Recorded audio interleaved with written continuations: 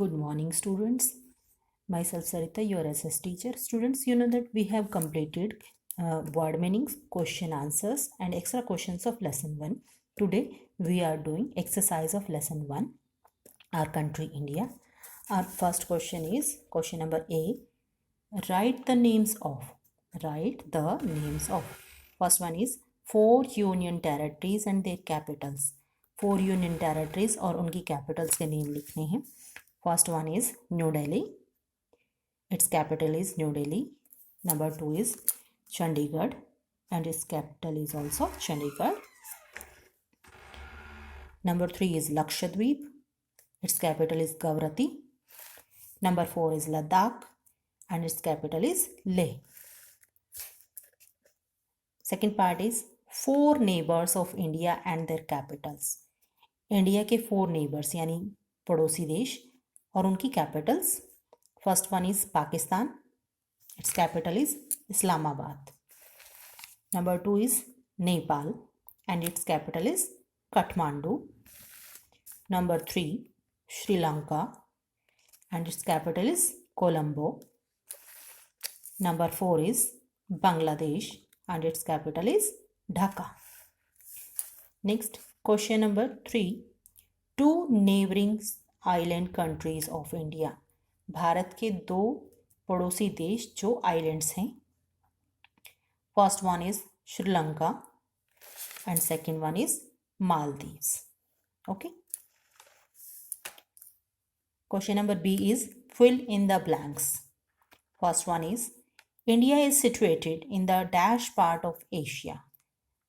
Bharat Asia के किस भाग में स्थित है, उस भाग का नाम बताना है. सदर्न पार्ट, दक्षिणी भाग में स्थित है. तो यहाँ हम क्या लिखेंगे, southern part of Asia. Number 2 is India is the dash largest country of the world. Bharat विश्व का कौन सा बड़ा देश है. तो यहाँ भारत विश्व का seventh largest country of the world. Number 3 is India is the dash most populous country of the world. Bharat विश्व का कौन सा सबसे अधिक जनसंख्या वाला देश है. तो किस नंबर पर आता है हमारा इंडिया, सेकंड नंबर पर. India is the second most populous country of the world. Number 4 is the land dash of India differs from place to place. Bharat की जो ज़मीन का क्या चीज़ है जो एक स्थान से दूसरे स्थान पर अलग हो जाता है, वो है लैंड सरफेस. भारत जो ज़मीन की जो सतह है वो चेंज हो जाती है, सरफेस चेंज हो जाता है. Number 5 is the weather is severe in the dash plains of India. Bharat के कौन से मैदानों में जो मौसम है वो कठोर है, सीवियर है. वो है कहाँ पर, नॉर्दर्न प्लेन्स में. The weather is severe in the northern plains of India. Northern plains में जो मौसम है वो कठोर होता है. गर्मियों में अधिक गर्मी और सर्दियों में अधिक सर्दी पड़ती है. Next question answers we have done that. D part is give answer in one word. One word में हमें आंसर देना है. First one is second most populous country in the world. World में सेकेंड नंबर का जो country है जो सबसे अधिक जनसंख्या वाला है, that is India. India second number पे आता है. Number 2 is a piece of land surrounded by water on 3 sides. A piece of land surrounded by water on 3 sides. 3 तरफ से पानी से घिरा हुआ स्थान, जो 3 तरफ से पानी से घिरा हुआ स्थान है उसको क्या बोलते हैं, that is called peninsula. That is called peninsula. Next one is shape of India. India की शेप कैसी है. This is triangular. Triangular. The shape of India is triangular. Fourth one is the desert in the western part of India. The desert in the western part of India.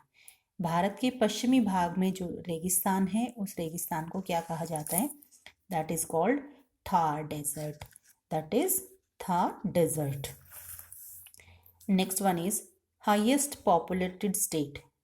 India bracket में दिया हुआ था, इसका मतलब India का सबसे अधिक जनसंख्या वाला स्टेट कौन सा है, that is Uttar Pradesh. That is Uttar Pradesh. Next E part is write true or false. Also write the wrong statement correctly. यहाँ आपको स्टेटमेंट रीड करनी है और ये बताना है कि वो स्टेटमेंट ट्रू है या फॉल्स है, और उस स्टेटमेंट को अगर वो फॉल्स है तो उसको करेक्ट करके हमें यहाँ लिखना है। First one is India is the 5th largest country of the world in terms of area. क्षेत्रफल के आधार पर भारत विश्व में 5वां सबसे बड़ा देश है। लेकिन हमें पता है, हमें पहले भी रीड कर चुके हैं कि इंडिया जो है वो एरिया के हिसाब से 7th नंबर पे आता है according to area. India is 7th largest country of the world. ये स्टेटमेंट फॉल्स है, हम यहाँ करेक्ट करके लिखेंगे India is the 7th largest country of the world in terms of area. क्षेत्रफल के आधार पर भारत विश्व में 7वां सबसे बड़ा देश है, जबकि यहाँ स्टेटमेंट में क्या लिखा हुआ था 5th लार्जेस्ट कंट्री, तो स्टेटमेंट फॉल्स थी, हमने उसको करेक्ट करके लिखा है। Second one is the Indian Ocean, the Bay of Bengal and the Arabian Sea meet in Kanyakumari. Indian Ocean, Bay of Bengal और अरेबियन सी ये तीनों कन्याकुमारी में मिलते हैं, and this statement is true. This statement is true. Next one is the land surface of India is same throughout the country. Bharat की जो ज़मीन का सरफेस है वो पूरे देश में सेम है, यानी लगभग एक जैसा है, बट ऐसा नहीं है। लैंड सरफेस तो अलग अलग है अलग अलग स्थानों पर। ये स्टेटमेंट हमारी क्या होगी, फॉल्स होगी, फॉल्स स्टेटमेंट है, इसको हम करेक्ट करेंगे। The land surface of India differs from place to place.